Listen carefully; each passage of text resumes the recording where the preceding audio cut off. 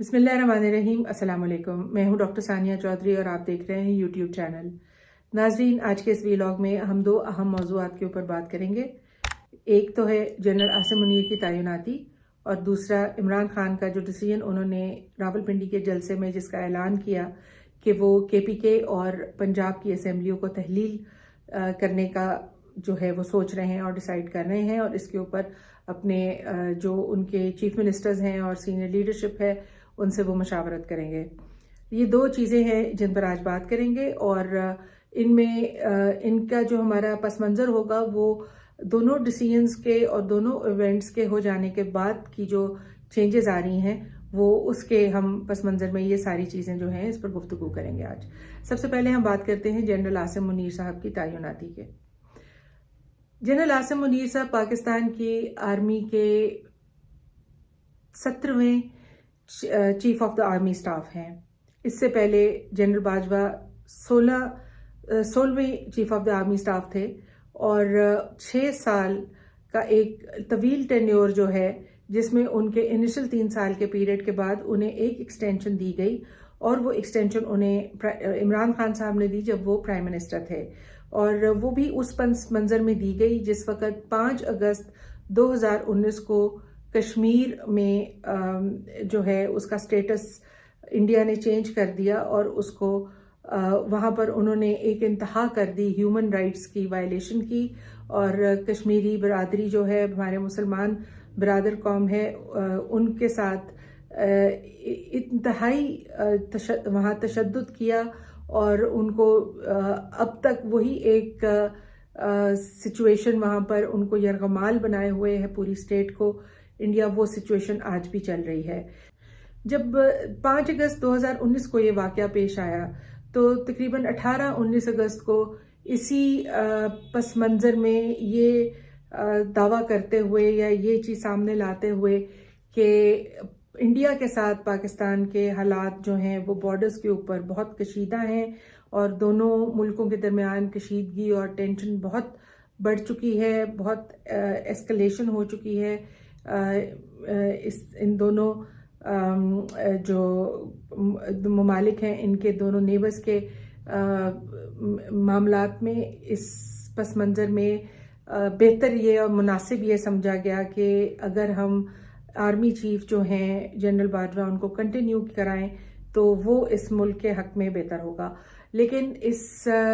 ये एक तो ये टेन्योर 3 से 6 साल का हो गया, और 6 साल के बाद भी एक तगदौ चली आ रही थी मज़ीद एक्सटेंशन के लिए, जो कि सबके सामने अब ये चीज़ें हैं। इसमें कोई ढकी छुपी बात तो है नहीं, लेकिन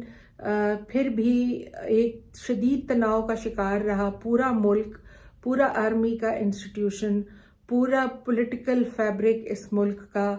कि हम हर वो चीज़ जिसका एक आम आदमी के साथ ताल्लुक़ है, जिसका ताल्लुक़ एक गरीब को मिलने वाली रोज़ाना की दाल रोटी के साथ है, उसके सर की छत के साथ है, उसके रोज़गार के साथ है, इस मुल्क के जो दीगर मामलात हैं अगर हम मैक्रो लेवल पे देखें, एक्सपोर्ट्स हैं, रेमिटेंसेस हैं, टैक्स कलेक्शन है, कोई भी चीज़ जो थी वो कहीं भी हमें देखने को नहीं मिल रही थी, या उसे कोई इम्पोर्टेंस गवर्नेंस के हवाले से नहीं दी जा रही थी। टोटल फोकस पूरी पॉलिटिकल एलीट का, पूरी नॉन पॉलिटिकल स्टेक होल्डर्स जो हैं वो हर चीज़ जो थी वो एक ही मौजू के इर्द गिर्द घूम रही थी, और वो मौजू था नया आर्मी चीफ कौन बनेगा। बिल आखिर जब समरीज आनी शुरू हुई तो एक समरी के बाद दूसरी समरी आई, और उसके बाद वो जैसे हुआ जो हुआ वो सबके सामने है। लेकिन इसमें जो देखने वाली चीज़ें हैं वो 2-3 हैं। एक तो ये कि जनरल आसिम मुनीर जो हैं वो DGMI और DGISI ये दोनों इंतहाई सेंसिटिव पोस्ट्स पर रह चुके हुए हैं, और इनकी ट्रेनिंग जो है वो जापान में हुई है, जबकि इससे पहले आने वाले जो चीफ्स हैं आर्मी चीफ्स हैं उनकी ट्रेनिंग जो थी वो वेस्टर्न इन्फ्लुएंस उनमें ज़्यादा था, या इन्फ्लुएंस तो नहीं, वेस्ट में वो ज़्यादातर उनकी ट्रेनिंग्स रही हुई हैं। इसके अलावा 5 साल का एक तवील अरसा जनरल आसिम मुनीर जो हैं वो सऊदी अरेबिया में भी रहकर आए हुए हैं, और वहाँ पर उन्होंने कुरान पाक हिफ्ज़ किया और पहले हाफिज़ होंगे, जो पहले आर्मी चीफ होंगे जो हाफिज़ कुरान हैं, जो 2 सेंसिटिव पोस्ट्स पर DGMI DGISI रहे हुए हैं और इसके अलावा सीनियर मोस्ट थे अपने पैनल में और वहाँ इनकी अपॉइंटमेंट वहाँ से हुई।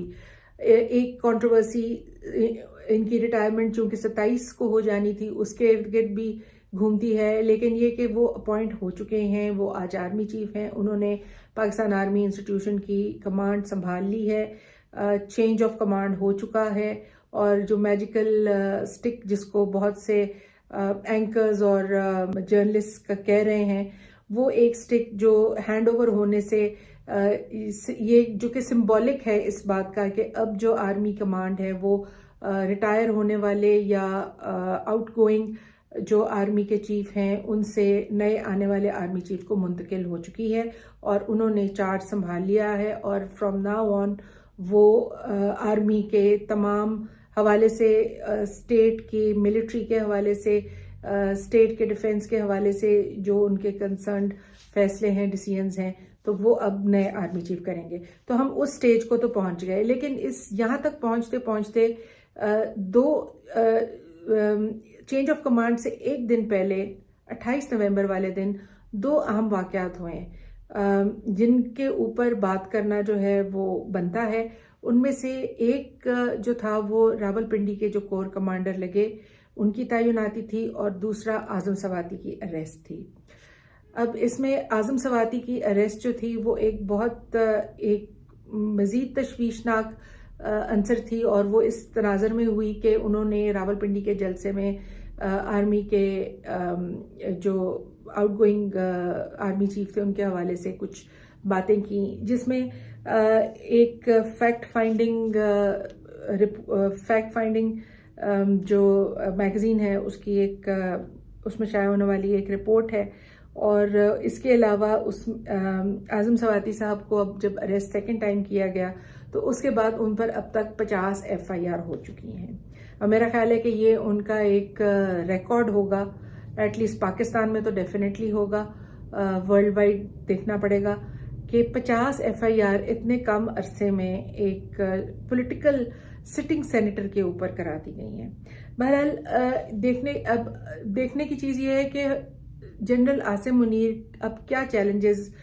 जो हैं वो उनका वेट कर रहे हैं और जिनका आते ही कमांड संभालते ही जनरल आसिम मुनीर को इनका सामना करना पड़ेगा। सबसे पहले तो ये कि आर्मी के इंस्टीट्यूशन की जो एक इमेज है, जो एक इंतहाई खलूस और रिस्पेक्ट का इदारा है हम सब के लिए, हमेशा से था, है और रहेगा, उसमें उसका बहुत सा जो कंसर्न है वो उसकी कुछ डिसीजन मेकिंग या कुछ ऐसे चीज़ों के अंदर जिनको कि आप कह लें कि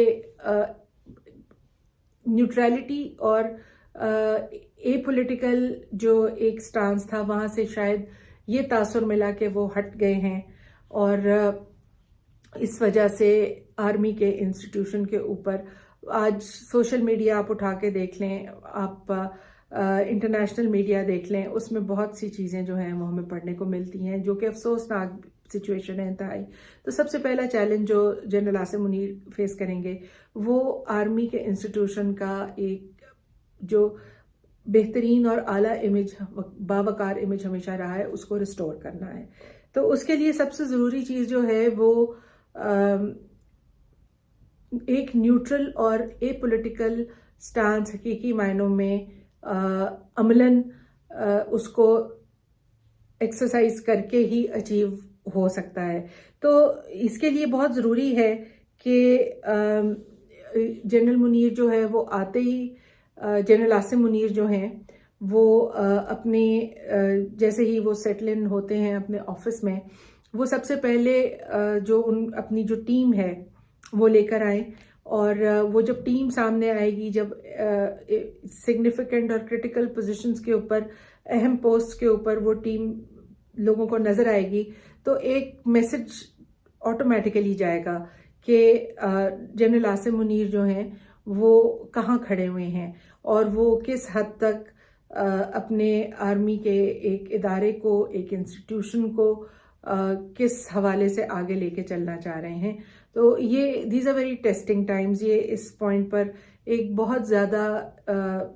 नज़रें पूरे मुल्क की और बहुत से इंटरनेशनल फोर्सेस की इस पॉइंट पर लगी हुई हैं, क्योंकि जो इससे पहले थॉट प्रोसेस और एक लाया अमल, एक लाइन ऑफ एक्शन फॉलो किया गया आउटगोइंग आर्मी चीफ के हवाले से, वो उसमें और आने वाले आर्मी चीफ के दरमियान हम कैसे डिफ्रेंशिएट करेंगे, ये अब आने वाले 1 से 2 हफ्ते, ज़्यादा नहीं, सेटल इन करने के लिए महीनों भी लोग लेते हैं, मांगते भी हैं, बट लेकिन मुल्क के इकोनॉमिक सिचुएशन के हवाले से और मुल्क जिस तरह डिफ़ॉल्ट की एक एज के ऊपर इस वक्त मौजूद है, उस वजह से इतना टाइम पाकिस्तान अफोर्ड नहीं कर सकता, क्योंकि पाकिस्तान के रिजर्व जो हैं वो बहुत जल्दी नीचे जाते जा रहे हैं। जो लास्ट एक फिगर था वो $8 बिलियन से नीचे जा चुके हैं, $7.8 बिलियन पे आ रहा था, और बाय मार्च उनको इसमें एटलीस्ट 5 से 6 बिलियन फॉरेन रिजर्व इसको ऐड अप करना है, जो कि कहाँ से आएगा, कैसे आएगा, किसी को भी नहीं पता। एटलीस्ट जो करंट पॉलिटिकल सेटअप है इसमें वो आता हमें फिल वक्त तो दिखाई नहीं देता। तो ये एक बहुत जो है बड़ा चैलेंज है इस वक्त जनरल आसिम मुनीर के आगे, कि वो अपने आप को कहाँ प्लेस करते हैं पाकिस्तान के सारे पॉलिटिकल डोमेन के हवाले से। इसमें इसके अलावा जो 2-3 चीज़ें, एक तो हमने आज़म सवाती के अरेस्ट की बात की, सेनेटर आज़म सवाती के अरेस्ट की। दूसरा ये कि जो फैक्ट फाइंडिंग का एक वहाँ पर आर्टिकल छपा है फैक्ट फाइंडिंग मैगजीन में, उसका इस पॉइंट इन टाइम पर आना, और उसके साथ ही ये तकरीबन ये कुछ चीज़ें जो हैं ये डेली बेसिस पे एक के बाद दूसरे होती चली गई। दूसरा जो तस्नीम हैदर शाह, जो कि एक PMLN के एक सीनियर लीडर और स्पोक्स पर्सन है लंदन में नवाज शरीफ के, उनका एक प्रेस कॉन्फ्रेंस कर कुछ ऐसे इंकशाफात करना PMLN नून की सीनियर लीडरशिप के बारे में। तो ये सारी चीज़ें जो हैं ये वन आफ्टर दी अदर होती चली गई हैं। तो ये इस वक्त जो है पाकिस्तान एक बहुत सेंसिटिव मोड पर खड़ा है, और इस वक्त सबसे ज़रूरी चीज़ ये है कि हम एक पॉलिटिकल स्टेबिलिटी जो है वो किसी तरह से उसको रिस्टोर करें। इस पॉलिटिकल स्टेबिलिटी के हवाले से अब हम आते हैं ex prime minister Imran Khan के असेंबलीज डिसॉल्व करने के फैसले के ऊपर। रावलपिंडी के जलसे में असेंबलीज डिसॉल्व करने की जब उन्होंने बात की, तो इसके बाद उन्होंने इसको भी अपनी लॉन्ग मार्च की तरह इसमें कुछ आप कह लीजिए कि इसको फ्लेक्सिबल रखा, और इसमें कोई टाइम लाइन नहीं दी। तो अब ये कहा जा रहा है कि तकरीबन 10 दिसंबर तक वो कुछ ना कुछ डिसाइड कर लेंगे, और इसके ऊपर हम एक अलग से एक पूरी बाकायदा एक एनालिसिस करेंगे इस एक डिसीजन का, उसके टाइमिंग के हवाले से, उसके डायनामिक्स के हवाले से, और उसका पॉलिटिकल आउटफॉल क्या होगा। लेकिन फिल वक्त ये हो रहा है कि इसके ऊपर तमाम PDM की गवर्नमेंट के साथ जोड़ के बैठे जा चुके हैं, और उनको फिल वक्त कोई नो कॉन्फिडेंस वोट की बात तो की जा रही है, लेकिन नो कॉन्फिडेंस वोट वो पास कैसे करेंगे। दोनों असेंबलीज जो हैं वो इस वक्त प्रेजेंटली सेशन में है। एक सब्सटैंशियल मेजॉरिटी है KPK में PTI की, और वो जिस वक्त चाहे वहाँ पर डिसॉल्व कर सकते हैं असेंबलीज। पंजाब की जो है वो असेंबली, अगर वहाँ चीफ मिनिस्टर परवेज इलाही साहब हैं तो वहाँ असेंबली इस वक्त सेशन में है। अगेन नो कॉन्फिडेंस वोट जो है वो इस वक्त एज पर लॉ मूव नहीं हो सकता। तो और सेशन जितनी देर तक खींचना चाहे खींचा जा सकता है। तो ये कुछ ऐसी चीज़ें हैं जिनको अभी PTI जो है वो प्ले अराउंड कर रही है, और ये चंद चीज़ें आपके सामने रखनी थी फिल वक्त। ये अब इसके बाद जो नेक्स्ट वीलॉग आएगा उसमें हम तफसील से डिस्कस करेंगे कि PTI जो है वो इसके बाद क्या करने जा रही है और उसके पास क्या ऑप्शंस अवेलेबल हैं। आज के लिए बस इतना ही। अपना बहुत ख्याल रखिएगा। अल्लाह ताला हम सबको अपने हिफ्ज़-ओ-मान में रखे। पाकिस्तान को सलाम।